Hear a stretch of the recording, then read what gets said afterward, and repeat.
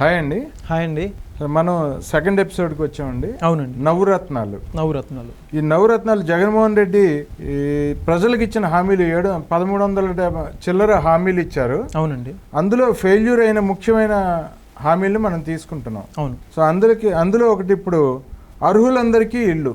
దీని గురించి మీరు ఏం చెప్తారు? అర్హులందరికీ ఇల్లు ఈ యొక్క కార్యక్రమాన్ని ఆల్రెడీ గత ముఖ్యమంత్రి అయినటువంటి చంద్రబాబు నాయుడు గారు ఆయన ప్రభుత్వంలో ఎంతో పక్కాగా అమలు చేసినటువంటి పరిస్థితి అండి. దాదాపు కొన్ని లక్షల ఇళ్ళు కట్టించి ఆ కట్టించిన ఇళ్ళని ఈరోజు ఇవ్వలేని పరిస్థితి జగన్మోహన్ రెడ్డిలో ఉన్నాడండి. దీని ఏదైతే వీళ్ళ నాయకులు ప్రచారం చేసుకుంటున్నారో జగన్ అన్న ఇల్లు అందిస్తున్నాడు అందరికీ అని చెప్తూ ఉన్నారో అదంతా పూర్తిగా అవాస్తవాలు. చంద్రబాబు నాయుడు గతంలో కట్టించిన ఇళ్ళని కూడా పేదలకి పంచలేకుండా ఈరోజు ఆ ఇళ్ళన్నీ కూడా పూర్తిగా నిర్వీర్యం అయిపోతున్నాయండి. ఇటువంటి ఎంతో ఉపయోగం పేదలకి నిరుపేదలకి ఇల్లు కట్టించినప్పుడు చంద్రబాబు నాయుడు గారు కట్టించిన ఇళ్ళను కూడా ఇవ్వకుండా నేటి ప్రభుత్వం కాలయాపన చేస్తూ ఆ యొక్క ఇల్లు కూడా నేడు కూలిపోయే పరిస్థితులు ఉండండి. చాలా వేల కోట్ల నష్టం వాటిల్లింది. ఈ యొక్క అర్హులందరికీ ఇల్లు అనే పథకాన్ని జగన్ పూర్తిగా నిర్వీర్యం చేశాడండి.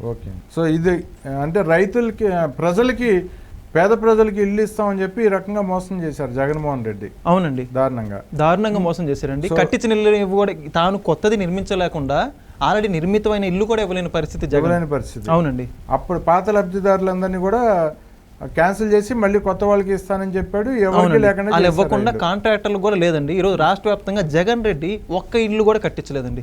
రాష్ట్ర వ్యాప్తంగా కేవలం చంద్రబాబు నాయుడు కట్టించిన ఇల్లు ఇవ్వలేక తను నిర్మించలేక పేదలందరూ కూడా ఎంతో ఇబ్బందులు పడుతున్నారు. స్థానికంగా ఉండడానికి ఆవాసం లేని పరిస్థితి. నేటికి రాష్ట్రంలో ఎంతో మంది ఉండడానికి నివాసం కూడా లేదండి.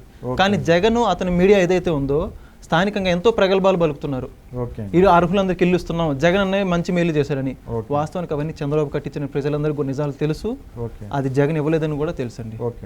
అదే మరో పథకం అండి, మరో నవ్వుల పాలైన పథకం ఇది రైతు భరోసా. రైతు భరోసా చూసుకుంటే గత ప్రభుత్వంలో చంద్రబాబు నాయుడు గారు రైతులకు ఎంతో మేలు చేశారండి. ఇజ్రాయెల్ నుంచి ఒక కొత్త అధునాతన వ్యవస్థ డ్రిప్ ఇరిగేషన్ కానీ రెయిన్ గన్స్ కానీ అటువంటి అధునాతమైనటువంటి సౌకర్యాలను తీసుకొచ్చి రైతులకు ఎంతో మేలు చేకూర్చారండి. చంద్రబాబు నాయుడు హయాంలో రైతులందరూ ఎంతో ఆనందంగా పంటలు పండి పంటకు మద్దతు ధర కానీ ఎంతో ఆనందంగా ఉన్నారండి. 2019 నుంచి పూర్తిగా రైతుల మెడలకు ఉరితాడు బిగించాడు ఈ జగన్ రెడ్డి. ఎలా అంటారేమో, కేంద్ర ప్రభుత్వం రైతు భరోసాతో కేంద్ర ప్రభుత్వం మొత్తం రాష్ట్ర వ్యాప్తంగా కాదు దేశవ్యాప్తంగా అందరికీ నగదేస్తుందండి. కేంద్ర ప్రభుత్వం వేస్తున్నటువంటి నిధుల్ని తన సొంత ఖాతాల్లోకి మళ్లించుకుని జగన్ రైతు భరోసా కింద 18,000 ఇస్తానని తిని హామీగా ప్రకటించుకుని రైతు భరోసాగా దానికి ఒక పేరు పెట్టుకుని ఈ పథకానికి కేంద్ర ప్రభుత్వం దగ్గర నుంచి 6,000 రూపాయలు కొట్టేసి ఇతను కేవలం 12,000 రూపాయలు మాత్రం ఇస్తున్నాడు. ప్రకటించింది 18,000, ఇచ్చేదేమో 12,000 అండి. ఇది ఎంతవరకు వాస్తవం అండి? దీని మీద కేంద్ర ప్రభుత్వం కూడా చర్యలు తీసుకోబోతా ఉంది. పూర్తిగా అవాస్తవం తెలిసింది. రైతు భరోసా పాటు అదేవిధంగా రైతుల మోటార్లకు మీటర్లు అండి.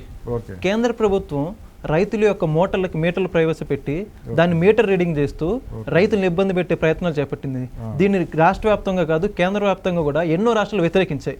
రైతులకు మీటర్లు పెట్టడానికి లేదు మోటార్లకి అని వ్యతిరేకించాయి. కానీ జగన్మోహన్ రెడ్డి తన కాంట్రాక్టర్లకి విజయసాయి రెడ్డి గారు కానివ్వండి పెద్దిరెడ్డి కానీ వీళ్ళ కంపెనీలకి మేలు చేకూర్చడం కోసం మీటర్లు రాష్ట్రంలో బిగించారండి. ఈరోజు ఎంతో మందికి ఇబ్బంది కలిగిన పరిస్థితి. కానీ చంద్రబాబు నాయుడు గారు ఒకటే హామీ ఇచ్చారండి, మేము అధికారంలోకి వచ్చిన వెంటనే మీటర్లు మోటార్లు ఏమీ ఉండవు, రైతులకు స్వచ్ఛందంగా ఉచిత కరెంట్ ఇస్తామని అచ్చంగా చెప్పారండి. అవునండి. సో ఇంకా ఇలా మాట్లాడుకుంటూ పోతే నవ్వుల పాలైన రత్నాలు ఇంకా చాలా ఉన్నాయండి, ఎన్నో. వాటిల్లో ఆరోగ్యశ్రీ, దీని గురించి ఏం చెప్తారు? ఆరోగ్యశ్రీని జగన్మోహన్ రెడ్డి పూర్తిగా అనారోగ్యశ్రీగా మార్చారండి. ఓకే అండి. రాష్ట్రంలో ఎన్నో ఆసుపత్రుల్లో గతంలో చంద్రబాబు నాయుడు గారు ముఖ్యమంత్రి ఉన్నప్పుడు ఈ పథకం ద్వారా ఎంతో మంది లబ్ధి పొందారు పేదలు. మరణాల విషయంలో ఇబ్బంది పడినప్పుడు కానీ వాళ్ళకి ప్రమాద బీమా వర్తించడం చేయడం కానీ ఆరోగ్య బీమా ద్వారా చంద్రన్న సహజ బీమా మరణం అండి. ఇది కూడా ఆరోగ్యశ్రీలో అనుబంధం చేసి కార్పొరేట్ స్థాయి వైద్యాన్ని కూడా పేదలకు అందించారండి. అటువంటి ఎంతో ఉన్నతమైనటువంటి ఈ యొక్క పథకాన్ని జగన్ రెడ్డి వచ్చాక నిర్వీర్యం చేశారండి. హాస్పిటల్ బిల్లుల కోసం పూర్తిగా వైద్య సేవలు కూడా నిలిపేశారండి. ఎంతో మంది ఆశా వర్కులు కానివ్వండి హాస్పిటల్కి బిల్లులు అందకుండా హాస్పిటల్ని ధర్నా చేసేయండి, పేషెంట్లకు సేవలు నిలుపుదల చేశాయి. కొన్ని వేల కోట్లు ఈ రోజు కూడా ఎన్నో హాస్పిటల్కి అందాల్సిన 2,500 కోట్ల రూపాయలు పెండింగ్ లో ఉన్నాయండి. హాస్పిటల్ కూడా ఆరోగ్య సేవలు నిలిపివేశాయండి. కానీ జగన్ బయటకు వచ్చి ఏం చెబుతారండి, కార్పొరేట్ స్థాయి వాద్యం మేము అందిస్తున్నాం, మా ప్రభుత్వం ఇదంతా జరిగిందంట. కానీ పూర్తి అవాస్తవం అండి. ఇది ఎక్కడ కూడా ఆరోగ్యశ్రీ ద్వారా లబ్ధి పొందిన వాళ్ళు చాలా తక్కువ మంది అండి. చంద్రబాబు నాయుడు హయాంలో కొన్ని వేల కోట్ల రూపాయలు నిధులు వెంటనే మంజూరు చేసి పేద ప్రజలకి కార్పొరేట్ స్థాయి వైద్యాన్ని ఉచితంగా అందించారండి. కానీ జగన్మోహన్ రెడ్డి పథకం అలా ఏం లేదండి. వాళ్ళ హాస్పిటల్కే బిల్లులు అక్రమంగా చెల్లించుకున్నారండి. ఈ ఆరోగ్యశ్రీని కూడా అనారోగ్యశ్రీగా మార్చిన ఘనత జగన్మోహన్ రెడ్డికే చెందుతుంది. ఇంకొక కథనం కూడా ఉందండి. చంద్రబాబు నాయుడు గారి హయాంలో పేదలకి ఎవరికన్నా ఆరోగ్యశ్రీ లిస్టులో లేని జబ్బు లేదన్నా వచ్చి అవునండి వీళ్ళు ఆరోగ్యం అంటే వైద్యం చేయించుకోలేని స్థితిలో ఉన్నప్పుడు అవునండి ఆ అయ్యే ఖర్చు 5 లక్షలు 10 లక్షల భారీ ఖర్చు కనుక ఉంటే సీఎం గారు కానీ ఎమ్మెల్యేస్ కానీ సజెస్టెడ్ లెటర్స్ ఇస్తే అవునండి ఆ సీఎం గారు పేషెంట్ నుంచి లెటర్ ఇస్తే ఆ ట్రీట్మెంట్ వెళ్ళి చేయించుకోగలిగేవాళ్ళు అప్పుడు. అవునండి అది కూడా ఇప్పుడు లేదు. హాస్పిటల్స్ అవన్నీ మొత్తం ఆ సెక్షన్ ఆ డిపార్ట్మెంట్నే బంద్ చేశారు హాస్పిటల్స్. అవునండి. గతంలో చూసే చంద్రబాబు నాయుడు గారు సిఎంఆర్ఎఫ్ ఇది సిఎంఆర్ఎఫ్ ఫండ్ అని చెప్పేసి చీఫ్ మినిస్టర్ రిలీఫ్ ఫండ్ అని చెప్పేసి ఎవరైతే ఆర్థికంగా ఈ ఆరోగ్యశ్రీ కార్డులో లేనటువంటి పథకాల ద్వారా కానీ లేనటువంటి వైద్య సహాయ నిమిషం కానివ్వండి వాటన్నిటి ద్వారా ఆర్థికంగా నోచుకోలేని పేదల కోసము వాళ్ళు ఏదైతే పర్సనల్ గా ఖర్చు పెట్టుకున్నటువంటి డబ్బులు రాష్ట్ర ప్రభుత్వం భరాయించి ఎంతైతే అంత వాళ్ళకి ఏదైతే అర్జీలు పెట్టుకుంటారో వాటి ద్వారా తిరిగి చెల్లించేదండి. జగన్మోహన్ రెడ్డి వచ్చాక వాటిని పూర్తిగా ఆపించేసి స్థానికంగా దీని మీద ఐఏఎస్లు కూడా విచారణ చేపట్టడం జరిగిందండి. కొన్ని వేల కోట్ల రూపాయల నిధులు పేషెంట్లు వైద్యం చేయించుకోపోయినప్పటికీ కూడా కేవలం వాళ్ళకి మాత్రమే ఈ బిల్లులు రావాలని చెప్పేసి సీఎంఆర్ఎఫ్ మొత్తం కూడా వాళ్ళ సామాజిక వర్గం వాళ్ళు పంపించుకున్నారండి.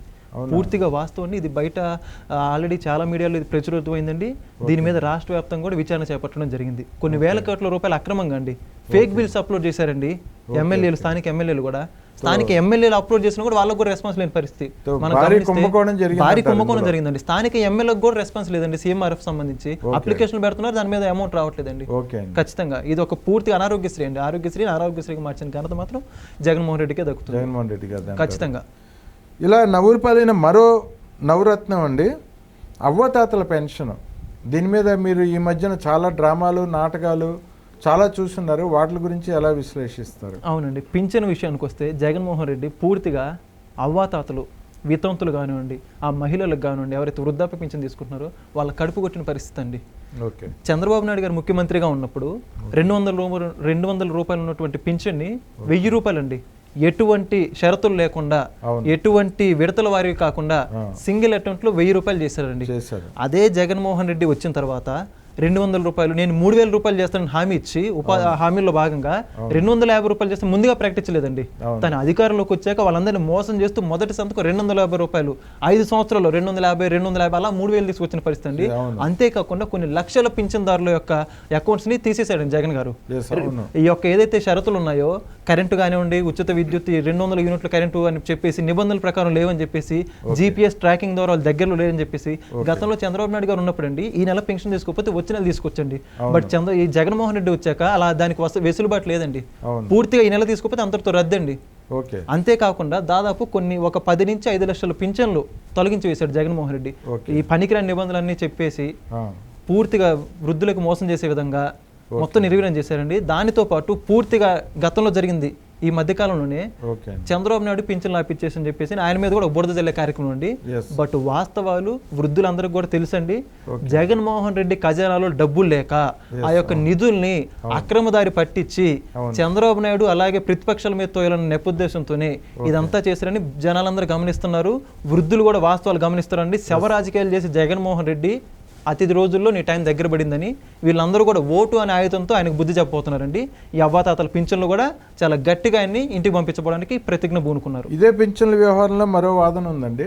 మండల స్థాయి వైసీపీ నాయకులు లేని వారి ఉన్నవారి పేర్లు రకరకాలుగా రాయించుకొని ఒక్కొక్కళ్ళు 20-30 పెన్షన్లు వాళ్ళ పేరు మీద డ్రా చేసుకునే వాళ్ళు ప్రతి నెల అని చెప్పి ఒక వాదన ఉంది. దాని మీద ఎలా చెప్తారు మీరు? వాస్తవానికి చూస్తే గతంలో పింఛన్లు అర్హులైన వాళ్ళకి ఇచ్చేవాళ్ళండి. అవును. కానీ వైసీపీ వచ్చాక దీనికి పూర్తి విరుద్ధంగా వాళ్ళకి స్థానికంగా చెందినటువంటి నాయకులకే, లేని కార్యకర్తలకి లేని పేర్లు కూడా, చనిపోయిన వాళ్ళ పేర్ల మీద కూడా అకౌంట్లు పుట్టించేసి వాళ్ళ యొక్క ఆధార్ కార్డులు సృష్టించేసి వాళ్ళకే పుట్టించేసి ఆ యొక్క డబ్బును కూడా అక్రమంగా తిన్న పరిస్థితి అండి. ఈ యొక్క వైసీపీ నాయకులు ఏ ఒక్కదాన్ని వదలలేదండి. వాళ్ళకి అవకాశం ఉన్నా లేకపోయినా పింఛన్ల దగ్గర నుంచి రాష్ట్ర స్థాయి పెండింగ్ కాంట్రాక్ట్ వరకు ప్రతి దాంట్లో డబ్బులు తిన్న పరిస్థితి అండి. ఆఖరికి వృద్ధులుగా ఉన్నటువంటి వీళ్ళ డబ్బులు కూడా వాళ్ళు వదలలేదండి. వాళ్ళు ఎవరైతే అర్హులు కాని వాళ్ళు ఉన్నారో 30 ఏళ్ళు 40 ఏళ్ళు వాళ్ళు కూడా ఆధార్ కార్డులో దొంగతనంగా ఈ యొక్క పేపర్లు కానీ ఆ యొక్క వయసు కానీ ఎడిటింగ్ మార్పింగ్ చేపించేసి పేర్లు పుట్టించుకొని ఆ యొక్క స్థానిక అధికారులను బెదిరించేసి పింఛన్లు రాపించుకున్న పరిస్థితి అండి. ఆ యొక్క డబ్బు కూడా వీలేదన్నారండి వైసీపీ నాయకులు. అంత వాస్తవాలు జనాలందరూ కూడా గమనిస్తున్నారండి. ఈ అక్రమాలకి అన్నిటికీ చరమగీతంతో కొత్త ప్రభుత్వంలో జరిగే పరిస్థితి అయితే కనిపిస్తుంది. ఖచ్చితంగా 100కి 100 రూపాయలు. రేపు చంద్రబాబు నాయుడు గారు ముఖ్యమంత్రి అయిన తర్వాత చంద్రబాబు నాయుడు గారు వృద్ధులకు ఒక హామీ ఇవ్వడం జరిగిందండి. తన అధికారంలోకి వచ్చిన వెంటనే పింఛన్ 4,000 రూపాయలు చేస్తానండి. అందులో భాగంగానే ప్రతి నెల 1,000 రూపాయలు రేపు ఏప్రిల్ నుంచి అమలు కాబోతా ఉందండి. ఏప్రిల్, మే, జూన్ చంద్రబాబు నాయుడు గారు అధికారంలోకి వచ్చి ముఖ్యమంత్రిగా సంతకం చేసే టైంలోకి ఒక 3,000 ఏదైతే అదనంగా ఉందో 4,000 ప్లస్ ఇప్పుడు మొత్తంగా జూన్లో వృద్ధులందరూ కూడా 7,000 రూపాయలు పింఛన్ అందుకోబోతున్నారండి. ఆల్రెడీ చంద్రబాబు గారు హామీ ఇవ్వడం జరిగింది. ప్రతి ఒక్కరు వృద్ధులు ఇది గమనించుకోండి. అదేవిధంగా వితంతులు ఇదంతా గమనించుకొని చంద్రబాబు నాయుడు గారికి ఓటు వేసి వాళ్ళకి పింఛన్లో పారదర్శకంగా పనిచేసే విధంగా చంద్రబాబు నాయుడు నూతన గవర్నమెంట్ని అమలు చేయబోతా ఉన్నారండి. ఓకే అండి, అద్భుతం అండి, ఎక్సలెంట్. మరొక నవరత్నం అండి, నవలపాలైన రత్నం. ఇది కూడా చెప్పండి. ఫీజు రీఎంబర్స్మెంట్ తో చాలా మంది విద్యార్థుల్ని మోసం చేసింది జగన్మోహన్ రెడ్డి పార్టీ, ఆయన కానీ. సో దాని గురించి మీరు ఎలా విశ్లేషిస్తారు? ఫీజు రీఎంబర్స్మెంట్ అనేది చాలా పెద్ద భారీ కుంభకోణం అండి. ఓకే. జగన్మోహన్ రెడ్డి అన్ని వర్గాల్ని మోసపూరితంగా ప్రకటించుకుంటూ వస్తూ అందులో భాగంగా ఫీజు రీఎంబర్స్మెంట్ పెద్ద స్కామ్ చేశారండి. ఏ విధంగా అంటే గతంలో ఫీజు రీఎంబర్స్మెంట్ ఉన్నప్పుడు విద్యార్థులు ఏదైతే కాలేజీకి చెల్లించవలసిన ఫీజులు ఉన్నాయో నేరుగా ప్రభుత్వం కాలేజీ అకౌంట్లో వేసేదండి. తద్వారా విద్యార్థులు ఎటువంటి ఇబ్బంది లేకుండా కాలేజీకి వచ్చి చదువుకొని వాళ్ళ యొక్క కార్యక్రమాలు ముగించుకొని వెళ్ళిపోవాలండి. ఆర్థికంగా కాలేజీకి విద్యార్థులకు ఎటువంటి సంబంధం లేదు, చదువు పరంగా చదువుకోవడం వెళ్ళిపోవడం. అటువంటిది జగన్మోహన్ రెడ్డి వచ్చాకండి డైరెక్ట్గా యొక్క విద్యార్థుల తల్లిదండ్రుల ఖాతాలోకి అకౌంట్ అని చెప్పేసి ఆ యొక్క డబ్బుని వాళ్ళ వ్యక్తిగత అవసరాలకు వినియోగిస్తూ వాళ్ళు పూర్తిగా మద్యపాన నిషేధం ద్వారా ఆ డబ్బును కూడా అక్రమంగా వినియోగిస్తూ ఆ డబ్బులు ఈరోజు కాలేజీలో చెల్లించే పరిస్థితి లేదండి. కాలేజీలు కూడా పూర్తిగా అమాంతం కాలేజీ రేట్లు పెంచేసేయండి. ఒకప్పుడు ఒక ఇంటర్మీడియట్ విద్యార్థికి గవర్నమెంట్ చంద్రబాబు నాయుడు గవర్నమెంట్ ఉన్నప్పుడు 10,000, 5,000 రూపాయలు ఉండేటువంటి స్కాలర్షిప్ ద్వారా చంద్రబాబు నాయుడు గారు పూర్తి ఫీజు రీఎంబర్స్మెంట్ చేశారండి. అదే జగన్మోహన్ రెడ్డి గవర్నమెంట్ వచ్చాక ఆ ఫీజు రీఎంబర్స్మెంట్ లేకపోవడం వల్ల కాలేజీలు రేట్లు పెంచేసి 40,000-50,000 రూపాయలు ఒక సంవత్సరం విద్యార్థికి అండి, ఇంటర్ విద్యార్థికి. సామాన్య తరగతి వాళ్ళు ఎలా చేయగలరని అంత ఫీజుని ఎలా చదువుకోగలరు విద్యార్థులందరూ కూడా. కాలేజ్ సర్టిఫికెట్లు కూడా చాలా హోల్డింగ్లు పడిపోయండి. కాలేజీ వాళ్ళు ఏమంటున్నారు, మీరు మాకు చెల్లించండి. గతంలో ప్రభుత్వంతో మేము నేరుగా డీల్ చేసుకునే వాళ్ళం, బట్ ఇప్పుడు ఆ పరిస్థితి లేదు. కాలేజీ మీరే మాకు మొత్తం చెల్లించాలి, తల్లిదండ్రులు ఉన్న మీరే మా అకౌంట్లో చెల్లించాలి. జగన్మోహన్ రెడ్డి ఫీజు రీఎంబర్స్మెంట్ కూడా అమలు చేసింది లేదండి. అమ్మఒడి తప్పితే 13,000 అది కూడా వేసింది లేదు, అందరి ఖాతాలో పడింది లేదండి. ఈ యొక్క ఫీజు రీఎంబర్స్మెంట్ పూర్తిగా నిర్వీర్యం చేశారండి. ఆ యొక్క సర్టిఫికెట్లను కూడా కాలేజీ వాళ్ళు పెట్టుకొని మీరు మాకు డబ్బులు చెల్లించండి, అప్పుడే మేము మీకు సర్టిఫికెట్లు ఇస్తా ఉంటున్నారు. జగన్మోహన్ రెడ్డి డబ్బులు లేకుండా ఎలా కడతారండి? డబ్బులు ఎక్కడి నుంచి తేవాలండి? 1,000 రూపాయలు సాధారణ పేద తరగతి వాళ్ళు ఎలా జరుపుకుంటారండి? ఈ రోజుకి ఎంతో మంది యువత వాళ్ళ సర్టిఫికెట్లు కాలేజీలో ఉంచుకొని జాబులకు వెళ్ళే పరిస్థితి అండి. ఒక జాబ్కి అప్లై చేయాలంటే ఖచ్చితంగా వాళ్ళు జాబ్ సర్టిఫికెట్ చూపించాలి. అటువంటి వీళ్ళ దగ్గర డబ్బులు లేవు. జగన్మోహన్ రెడ్డి పెట్టిన విధానం వల్ల వీళ్ళు చాలా నష్టపోయారు. ఎక్కడి నుంచి చేస్తారండి సర్టిఫికెట్లు? జాబులు కూడా రాని పరిస్థితి. జగన్మోహన్ రెడ్డి జాబులు తెచ్చింది లేదు, సర్టిఫికెట్లు కూడా ఇచ్చింది లేదండి. ఎంతో మంది యువత నిరుద్యోగులుగా మారడానికి ముఖ్య కారణంగా ఈ యొక్క ఫీజు రీఎంబర్స్మెంట్ మారిపోయిందండి. ఎంతో మంది యువత కూడా ఈ రోజు చదువుకునే పరిస్థితి కూడా లేదు, చదువును కూడా దూరం చేశారండి జగన్మోహన్ రెడ్డి. ఉపాధి అవకాశాలు లేక, విద్యా అవకాశాలు లేక ఎంతో మంది రోడ్డును పడుతున్నారు. ఇంతటి కారణమైన జగన్మోహన్ రెడ్డి అతి కొద్ది రోజుల్లో రేపు మే 13న గద్దె దిగబోతున్నాడు. మరో నెల రోజులు అండి, సుమారుగా రమారమి నెల రోజుల్లో జగన్మోహన్ రెడ్డి ఇంటికి పంపించడానికి ప్రతి వర్గం వారు చాలా గట్టిగా ప్రతిజ్ఞ పూనుకున్నారండి. జూన్ 4 నుంచి చంద్రబాబు నాయుడు గారు ముఖ్యమంత్రి అయ్యాక మొదటి సంతకం దీనికి సంబంధించి డిఎస్సి కానివ్వండి, నిరుద్యోగ యువతకు సంబంధించి డిఎస్సి కానివ్వండి, అదేవిధంగా ఫీజు రీఎంబర్స్మెంట్ మీద చేయబోతా ఉన్నారండి. విద్యార్థులందరూ ఉన్నతమైన చదువులు కూడా చక్కగా చదువుకోవచ్చండి. గతంలో మీరు గమనించే చంద్రబాబు నాయుడు గారు దళితులకు సంబంధించి అంబేద్కర్ ఓవర్సీస్ విద్యా పథకాన్ని ప్రవేశపెట్టాడండి. ఏదైతే ఎవరు ఉన్నతమైన విద్యావంతులు ఉన్నారో దళితులకు సంబంధించి వాళ్ళకి ప్రభుత్వమే పెట్టుబడి పెట్టేసి విదేశాలకు పంపించేది ఉన్నత చదువుల కోసం. నేడు జగన్ వచ్చాక ఆ పథకం ఏమైపోయిందండి? దళితులకు సంబంధించిన పథకాలకు ఎవరికైనా జ్ఞాపకం ఉన్నాయండి? ఎన్నో వేల కోట్ల రూపాయలు కార్పొరేషన్ నిధులు దారి మళ్ళీ ఇచ్చాడండి జగన్మోహన్ రెడ్డి. అటువంటి చంద్రబాబు నాయుడు గారిని మనల్ని గెలిపించుకొని మన హక్కుల కోసం మనం పోరాడుకొని మనం సాధించుకుందాం. ఖచ్చితంగా విద్యార్థులకి, యువతకి, అందరికీ ఆనందకరమైనటువంటి ప్రభుత్వం రాబోతోంది అతి దగ్గరలో. ఈ అన్నింటిని కూడా మనం ఓటు అనే ఆయుధం ద్వారానే మనం దీన్ని సాధించుకోవాలండి. ప్రతి ఒక్కరిలో నేడు అవగాహన కలిగి ఉన్నారు. బయట పరిస్థితులు ఏం గమనిస్తోంది, యువత గమనిస్తోంది, రైతులు గమనిస్తున్నారు. సమాజం పట్ల అవగాహన కలిగినటువంటి ప్రతి ఒక్కరు కూడా, మేధావులు కూడా రాబోయే గవర్నమెంట్ గురించి చాలా ఎదురుస్తున్నారండి. ఈ జనసేన, టీడీపీ, ఎన్డీఏ కూటమి రావడం ద్వారానే మన రాష్ట్రం అభివృద్ధి సాధ్యమవుతుంది. చంద్రబాబు గారు మాత్రమే మళ్ళీ అభివృద్ధి చేయగలని జనాల్లో పూర్తి విశ్వాసం ఉందండి. ఈ యొక్క నవరత్నాలన్నీ కూడా నకిలీ రత్నాలని ప్రజలకు అందరికీ తెలిసిపోయింది. జగన్మోహన్ రెడ్డి అతి దగ్గరలో దిగిపోతున్నాడండి. ఓకే, మరో ఎపిసోడ్లో జగన్మోహన్ రెడ్డి గారి పాలనలో ఇలాంటి నవరత్నాలు ఎన్ని ఉన్నాయో వాటి గురించి మళ్ళీ డిస్కస్ చేసుకుందాం. ఖచ్చితంగా అండి. ఓకే అండి, ధన్యవాదాలు. Thank you.